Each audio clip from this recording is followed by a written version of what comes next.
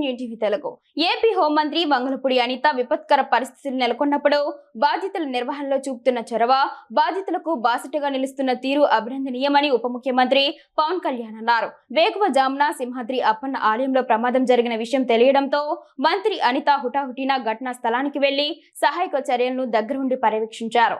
ఆ తర్వాత బాధిత కుటుంబాలను పరామర్శించి ఓదార్చారు. దీనిపై ఉప ముఖ్యమంత్రి పవన్ కళ్యాణ్ ఎక్స్ వేదికగా స్పందిస్తూ మంత్రి అనిత పనితీరును ప్రశంసించారు. ప్రజా జీవితంలో ఉన్నవారు ఏ సమయంలోనైనా స్పందించడమే కాదు, శోకంలో ఉన్నవారికి స్వాంతన చేకూర్చాలని మంత్రి అనిత ఆ విధంగానే స్పందిస్తున్నారని కొనియాడారు.